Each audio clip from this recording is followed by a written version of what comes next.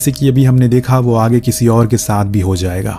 रोहित इन सभी को अपनी पैर की एक ही लाइन में रखने की सलाह देता है क्योंकि ये जिस जगह पर खड़े हैं वो कुछ टाइल से बनी है और कुछ खाली जगह हैं, इसीलिए उन्हें सही टाइल पर कदम रखना होगा।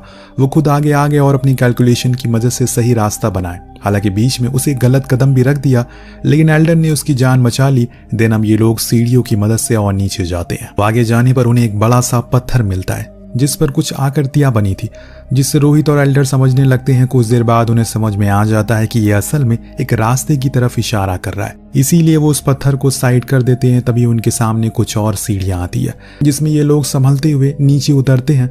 अब इनके सामने एक कमरा जैसा कुछ आता है जो कि बेहद ही खूबसूरत था। दरअसल वहां पर रानी अमांडा का ताबूत रखा था जिसके बारे में हमने कहानी की शुरुआत में जाना था।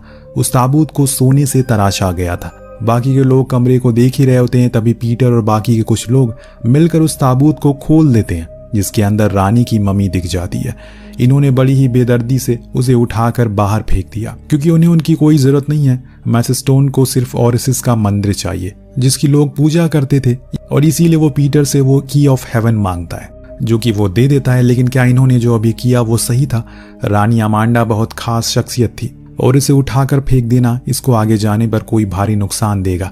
फिलहाल मैसेस्टोन उस ताबूत को नीचे मौजूद एक होल में उस चाबी को लगा देता है। उसे पता है कि वो होल वहीं होगा क्योंकि ओरेसिस की आखिरी वारिस की माँ वही थी और आखिरी पूजा वाली भी, इसीलिए उसे यह खास औहदा मिला था।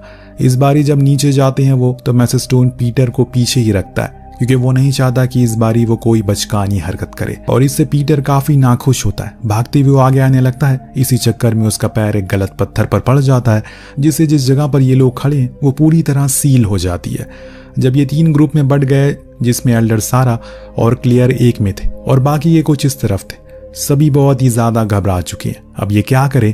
इधर हम एक सोल्जर को देखते हैं जो कि रोहित के साथ था। उसे ऐसा महसूस किया जैसे कोई उसके पीछे से धक्का दे रहा है, जिसके कारण वो नीचे खाई में गिरा और मारा गया। इधर एल्डर ने एक खुफिया रास्ता ढूंढ लिया है जिसमें सारा जाने से डर रही है, लेकिन एल्डर उसे समझाता है कि तुम डरो मत क्योंकि यही तुम्हारा काम है और यही तुम्हारी पहचान भी बनाएगा। ऐसे मौके न जाने कब मिलते हैं, इसीलिए हिम्मत करो और नीचे जाओ। उसने उसकी बात को सुना और नीचे चली गई, जहां पर वो एक खुली जगह पर आ जाते हैं।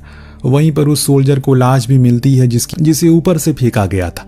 धीरे धीरे करके बाकी के लोग भी उस खुली जगह पर पहुंचते हैं, पर जब इन्होंने वहां पर रोशनी मारी तो इन्होंने जिस मंजर को देखा उससे इनके रोंगटे खड़े हो जाते हैं।